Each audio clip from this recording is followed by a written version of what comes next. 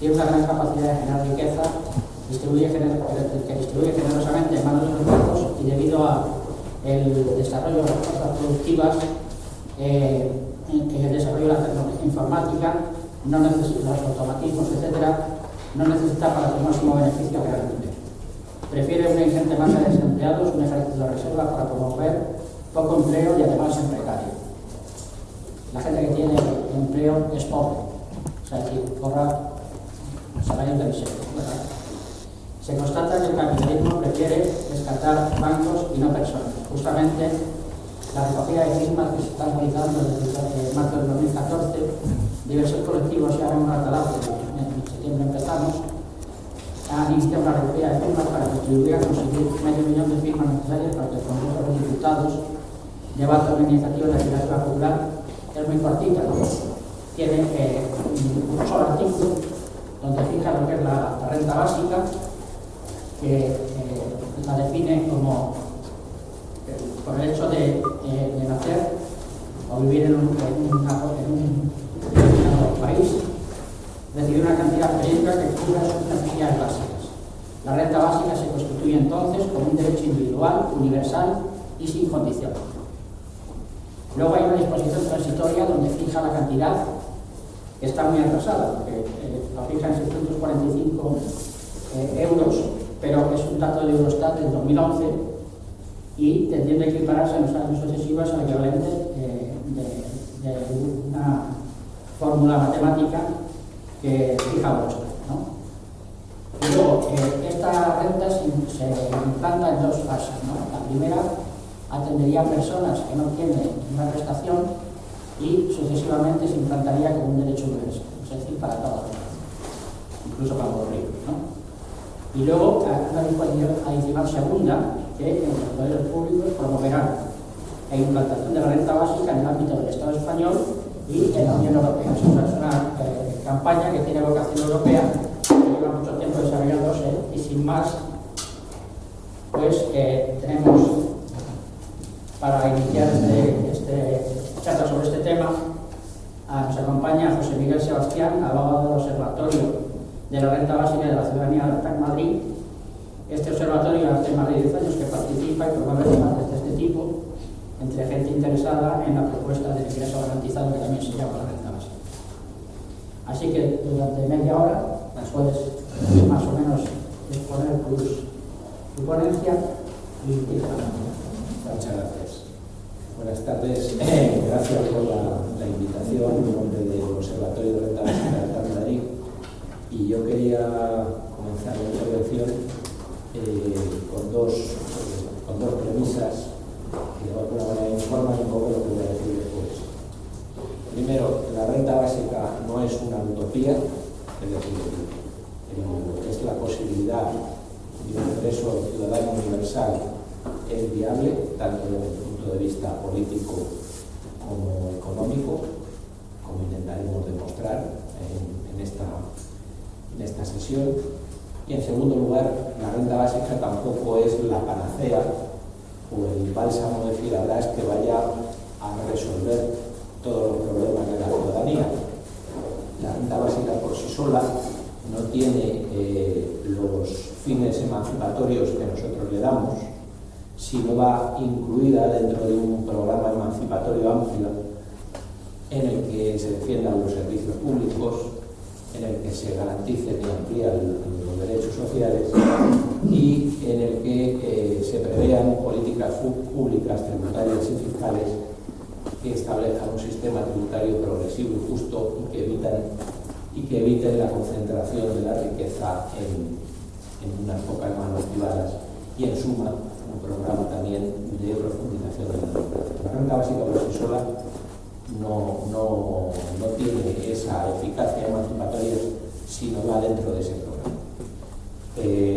Dicho esto, como premisa, como base sobre la que construir la reivindicación de la renta básica, más o menos la definición la ha dicho Paco. Yo os voy a dar la definición de la Red de Renta Básica Internacional, la Basic Income Network, que es a la que pertenece la Red de Renta Básica en España, y en la cual también estamos ARTAC Madrid, el Observatorio de ARTAC Madrid. Se define como un ingreso pagado por el Estado a cada miembro de pleno derecho de la sociedad o residente, incluso si no se quiere trabajar de forma remunerada, sin tomar en consideración si es rico o pobre, esto es, independientemente de cuáles pueden ser las otras posibles fuentes de renta, y sin importar con quién conviva, a lo que nosotros añadimos financiado en un sistema tributario progresivo. Es decir, la renta básica reúne las condiciones o los atributos de incondicionalidad y de universalidad que la pueden equiparar como derecho al derecho de sufragio. Nosotros normalmente hacemos una breve exposición sobre los antecedentes históricos. Me voy a ser mucho más breve hoy porque prefiero centrarme en otros temas.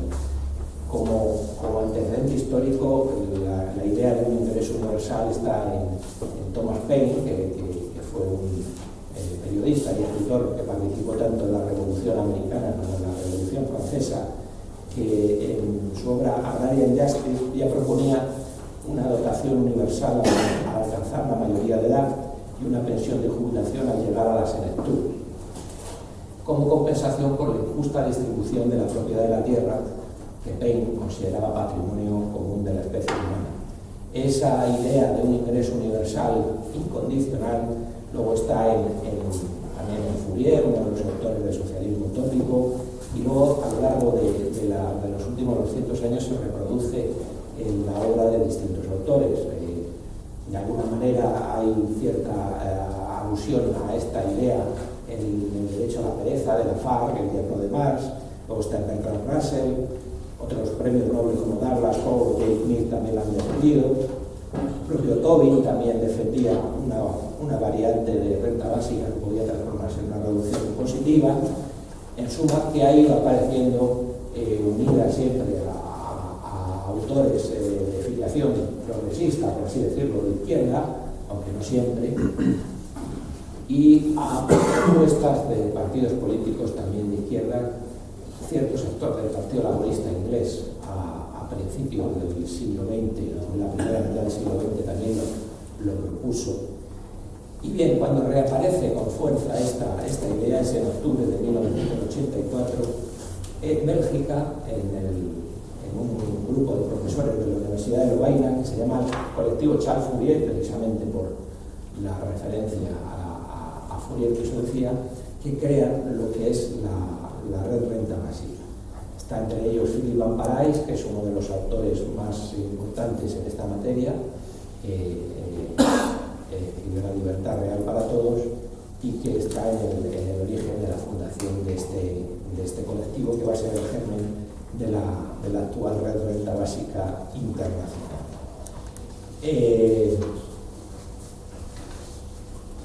Primero, me gustaría poner de manifiesto la diferencia con los subsidios condicionados o las rentas mínimas o renta de garantía de ingresos, porque puede dar lugar a confusión.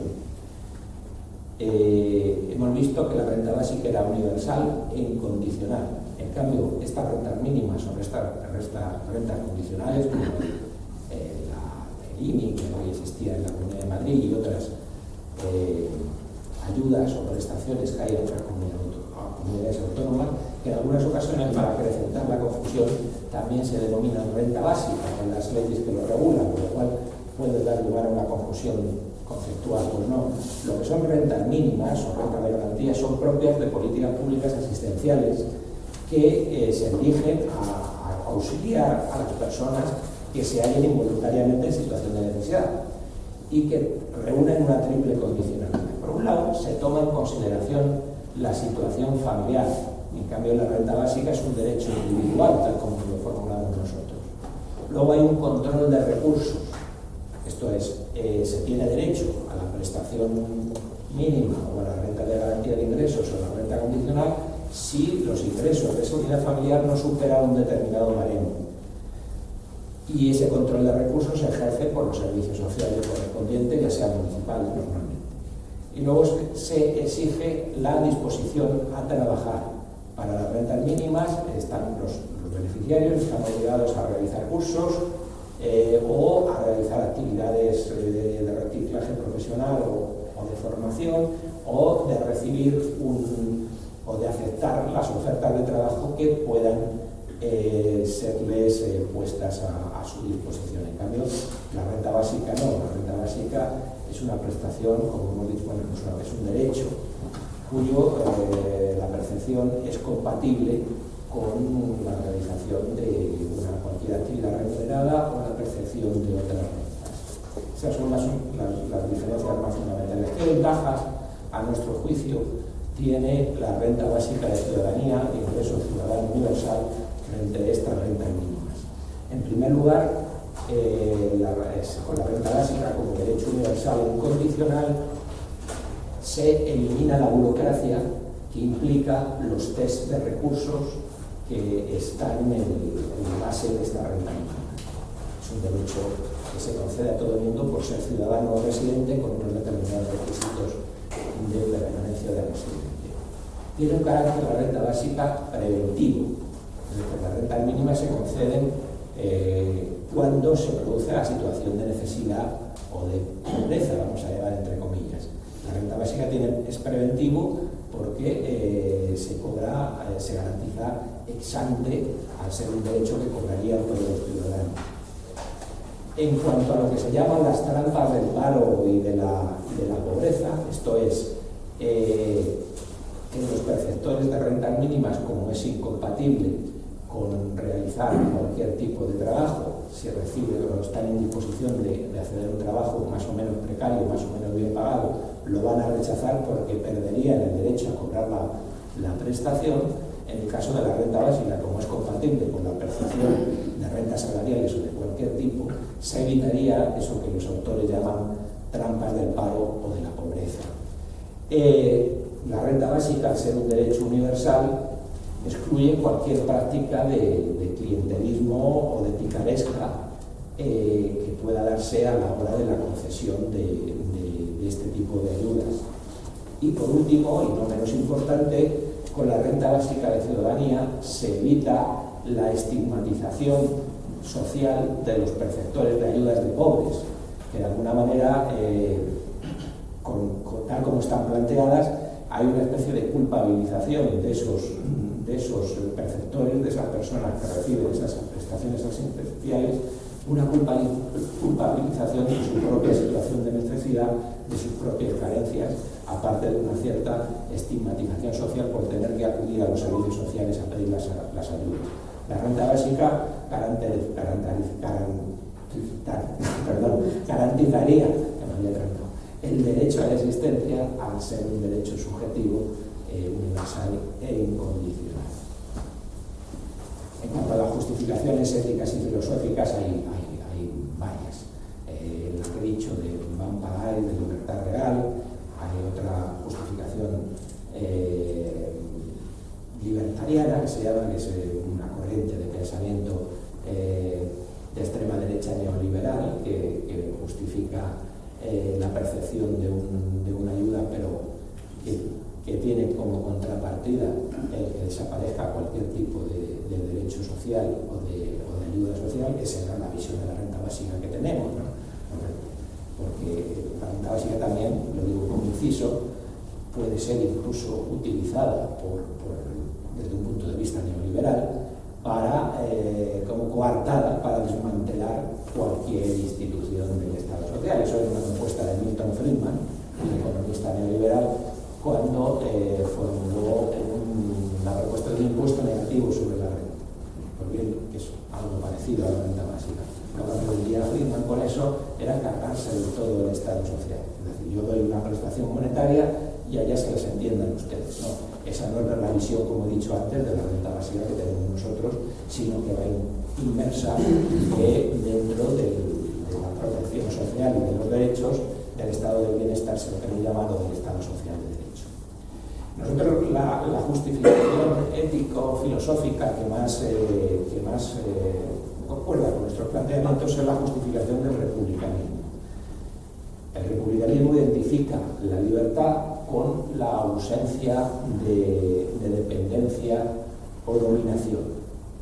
Es decir, que la libertad tiene su base en la independencia económica que nos hace libres de cualquier situación de dominación o de subordinación.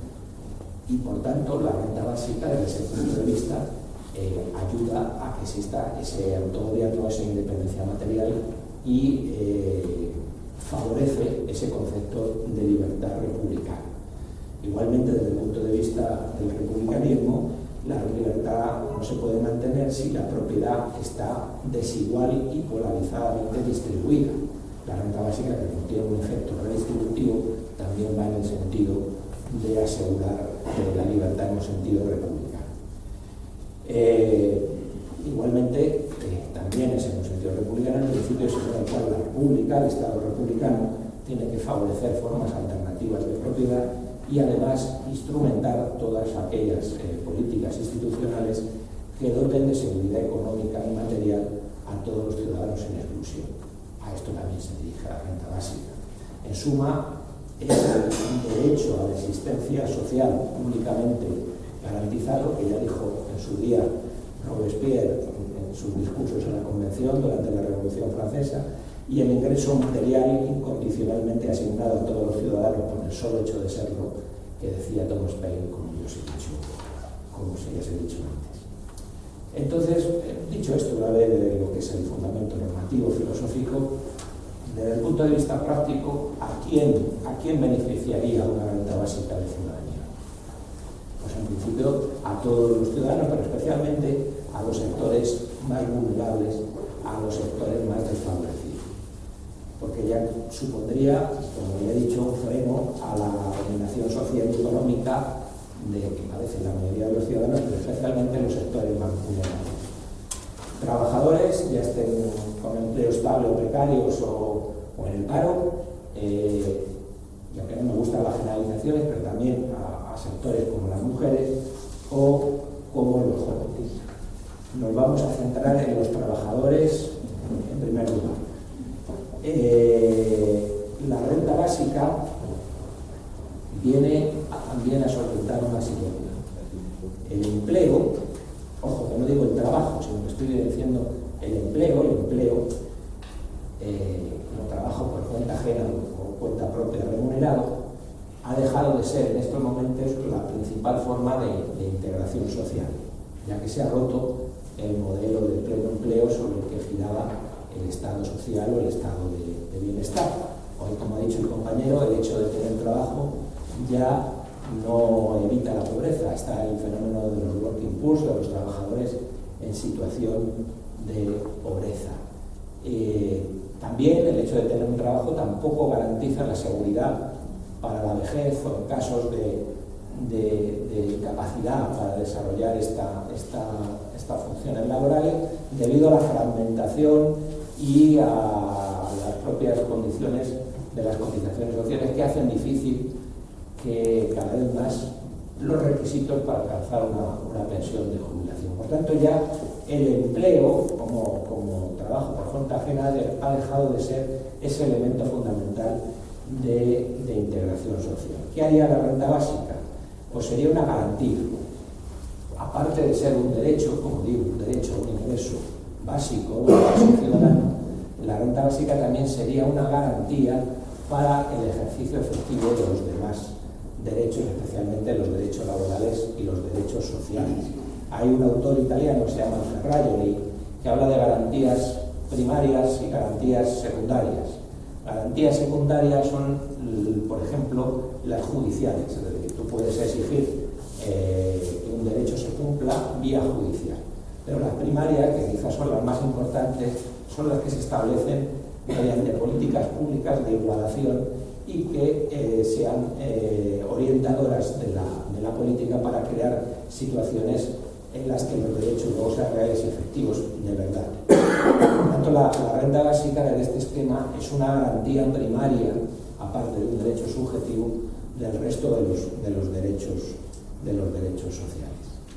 Porque, aparte de garantizar el derecho al trabajo en estos momentos en los que el desempleo, ya digo, es un fenómeno estructural en el que el empleo ya no es la principal forma de integración social, valoraría también otros tipos de trabajo que no son el empleo, pero que son tan socialmente útiles y que no están reconocidos. Por ejemplo, el trabajo voluntario, el trabajo doméstico o el trabajo de cuidado de otros. La renta básica vendría a reconocer la utilidad social de esos trabajos que no empleo, pero que tienen la misma utilidad, o la misma o más, que el empleo. Decía que me iba a centrar en cuanto a cómo beneficiaría a los trabajadores. Pues fijaros que les dotaría de un gran poder de negociación. Es decir, los trabajadores podrían, con la renta básica, poder afrontar las negociaciones de las condiciones y retribuciones de sus puestos de trabajo con una posición de mayor solidez, tanto de forma individual como colectiva, no solo con la negociación individual, sino también